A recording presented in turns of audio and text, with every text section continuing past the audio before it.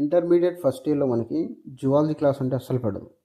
Zoology period వస్తే చాలు ఎంపీసీలోకి వెళ్ళి కూర్చునేవాడిని. ఇక్కడైతే ఎర్త్వామ్ అంటాడు, ఫ్రాగ్ అంటాడు, కాక్రోచ్ అంటాడు. దీనమ్మ ఎక్కేది కాదు బ్రెయిన్కి.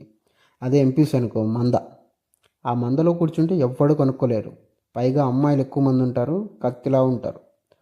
బ్యాక్ బెంచ్లో కూర్చొని matrices, dimensions, trigonometry and integrations notes రాసేవాడిని ఫ్రెండ్ గాడిది. అలా మనకి మ్యాథ్స్ కూడా అబ్బింది. ఇక physics and chemistry combined classes కాబట్టి అక్కడే కాలం గడిచిపోయేది. ఒక బాటనీ క్లాస్కి రెగ్యులర్గా వెళ్ళేవాడిని. ఎందుకంటే ఆయన అందరినీ గుర్తుపడతాడు. నా పేరు మహమ్మద్ అలీ అయితే ఆయన మహమ్మద్ రఫీ అని పిలిచేవాడు. ఆ పేరు ఒక గ్రేట్ సింగర్ది కదా అని నేను ప్రొసీడ్ అయ్యేవాడిని. తర్వాత సెకండ్ ఇయర్లో జువాలజీకి లెక్చరర్ మారిండు. యథావిధిగా మనం ఎంపీసీ క్లాస్కి వెళ్తుంటే పట్టుకొని కూర్చోబెట్టి ఫీమేల్ రీప్రొడక్టివ్ సిస్టమ్ అనే క్లాస్ చెప్పిండు.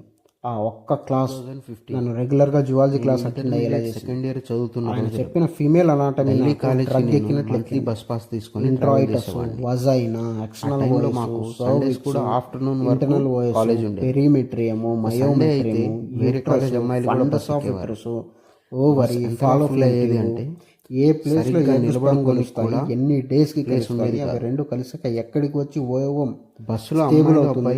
ఇలా అన్ని కూర్చోబెట్టేసింది మైండ్లో. ఎందుకంటే ఫస్ట్ టైం ఆయన ప్రొజెక్టర్ ఎవరికి సీట్ దొరికేవి కాదు.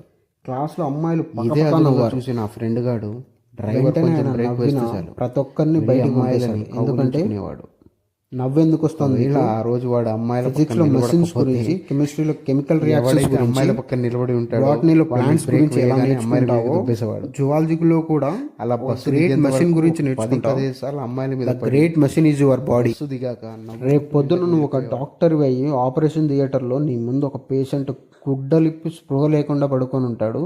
అప్పుడు కూడా నువ్వు ఇలానే నవ్వుతావా అని అడిగిండు. ఆ రోజు నుండి నేను ఆయనకు ఫ్యాన్ అయిపోయా.